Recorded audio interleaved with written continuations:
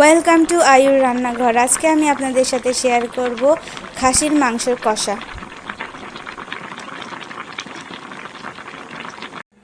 আমি এখানে 1 কেজি পরিমাণে খাসির মাংস নিয়েছি।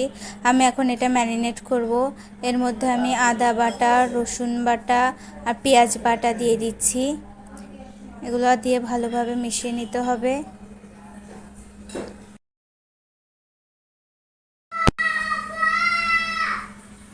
আমি এর মধ্যে এখন একে সব মশলাগুলো দিয়ে দিব। আমি প্রথমে দিয়ে দিচ্ছি ডাল, এলাচ, লবঙ্গ। এর মধ্যে আমি এখন দিয়ে দিচ্ছি গোটা জিরে,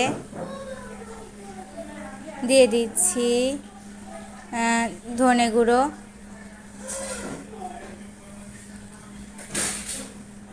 পরিমাণ মতো জিরে গুঁড়ো,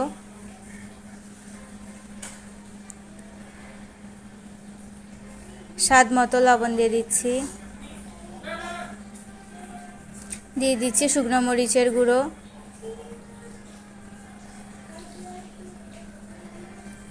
দিয়ে দিচ্ছি হলুদ পরিমাণ মতো, দিয়ে দিচ্ছি জয়ফল আর জয়ত্রী একসাথে বেটে রেখেছিলাম সেটা। এখন এটা আমি ভালোভাবে মাখিয়ে নিব ম্যারিনেটের জন্য। আমি পরিমাণ মতো তেল দিয়ে দিচ্ছি। এখন আমি সবগুলো উপকরণ একসাথে মাখিয়ে নেব। এটা ভালোভাবে মাখিয়ে নেবেন, সব মশলাগুলো যাতে ভালোভাবে মিশে যায়।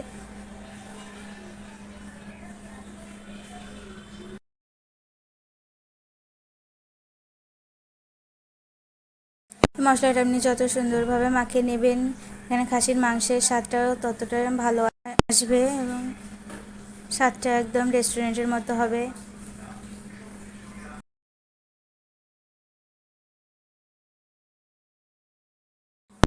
এখন আমি এটা 15 থেকে 30 মিনিট রেখে দিব।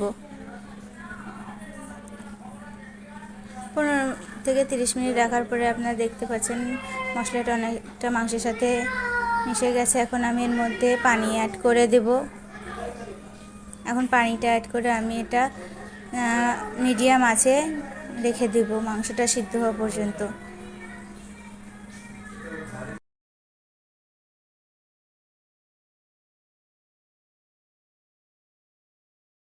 এটা আমি মিডিয়াম আঁচে কিছুক্ষণ ঢাকা দিয়ে রাখবো।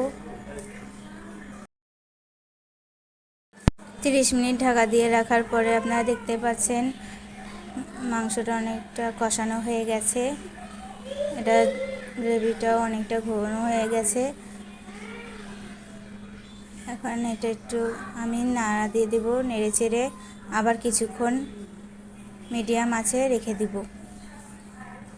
এটা মাঝে মধ্যে আপনারা একটু নেড়ে চেড়ে দিবেন যাতে মাংসটা লেগে না যায়।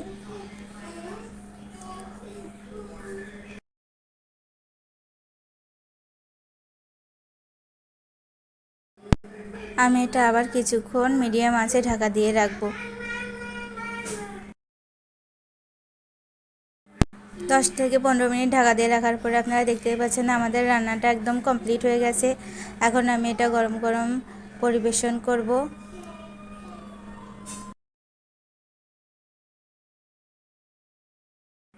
এটার কালারটা কতটা সুন্দর এসেছে দেখতেই পাচ্ছেন। আমাদের রান্না যদি আপনার ভালো লেগে থাকে প্লিজ আমাদের চ্যানেলে একটা সাবস্ক্রাইব করে দিবেন আর কমেন্ট করে জানাতে ভুলবেন না কেমন লেগেছে। দেখতে পাচ্ছেন আমাদের পরিবেশন করা হয়ে গেছে। এটার কালারটা কত সুন্দর এসেছে। এটার টেস্টও ঠিক এরকমই, আপনারা বাসায় একবার হলেও ট্রাই করবেন।